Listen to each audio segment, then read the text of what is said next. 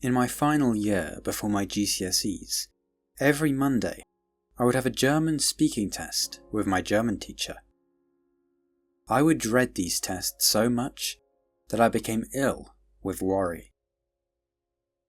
On Tuesday and Wednesday, I would be relieved it was over, but the worrying cycle would begin again on Thursday. It felt like I was trapped in a nightmare. It's normal to worry. Everyone does it, and in this instance, I felt my worrying was justified. I was being tested on my German speaking skills. I could make mistakes, embarrass myself, or worse. I would have to take slow, deep breaths to try and calm myself down, but the fact I wasn't calming down only made my anxiety worse.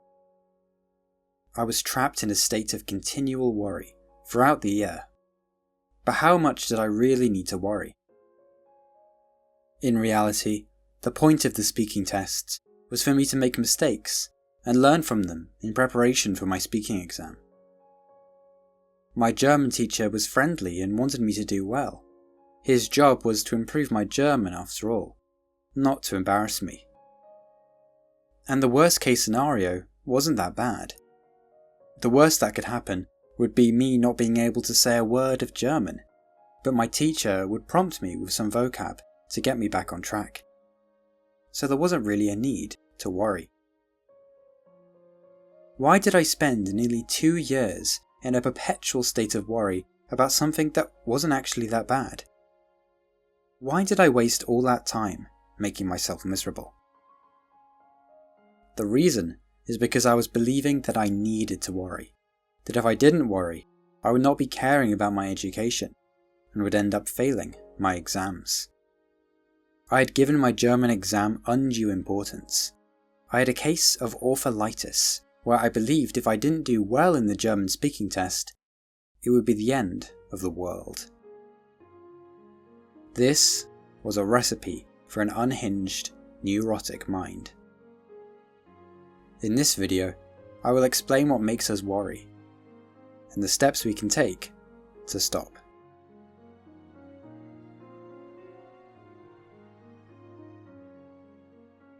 Imagine a rating scale, from great to awful.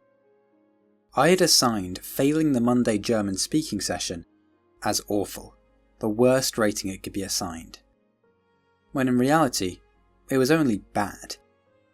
I would feel a little embarrassed for a short amount of time, but I would be given some guidance on what I could have improved on, and left the session a little stronger in my German. So you could say it was actually normal on the severity scale. I am here to learn after all. Nothing disastrous ever happened. The disaster was something I had imagined. As Seneca said, we suffer more in imagination than reality. This is the essence of worry. When we have a feeling, we feel we ought to experience that feeling. That we have a right to feel something just because we are feeling it. The problem with worry is that we fuel its continued existence because we believe it is justified.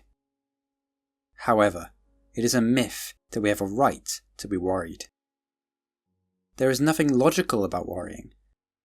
It is an exaggerated emotion that awfulizes situations, which blocks us from taking appropriate action. As the cognitive therapist Rafael Santandreu wrote, it is patently clear that we do not have to worry in order to take care of things. The best way to solve any issue is by staying calm and, if possible, enjoying the process. So, how do we enjoy the process, stay calm, and keep our worrying thoughts at bay?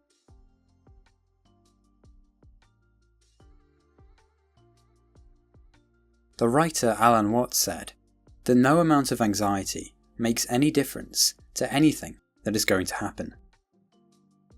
We somehow believe that if we worry enough, the scary future moment will be less awful. We believe we have the power to worry away possible setbacks, but we have forgotten a basic truth. Whatever will happen, will happen. All we can do is do our best in any situation. It is really difficult to make progress and achieve things if we worry. Worrying impedes action towards achieving goals. We become stagnant in a state of anxiety.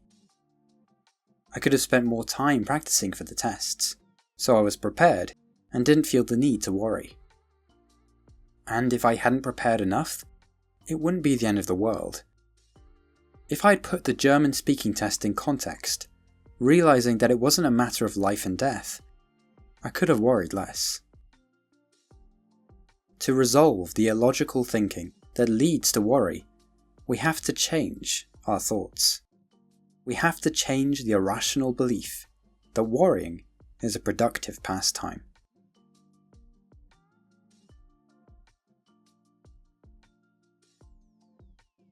Seneca wrote, "While we wait for life, life passes." Worrying is a form of waiting. Instead of living life, we are trapped in a vicious worrying cycle, and this loop has no positive outcome. It only makes us anxious and depressed. And after the event we worried about, we say to ourselves, "That wasn't that bad." But we don't learn anything. We get straight back to worrying. The speaking test will happen, and all the days leading up to it won't return.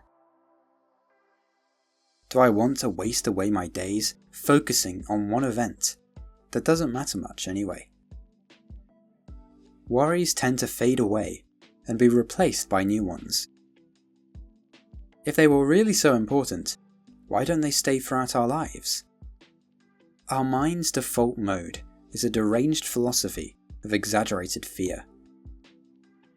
We worry because we are afraid of our fragile ego being shattered.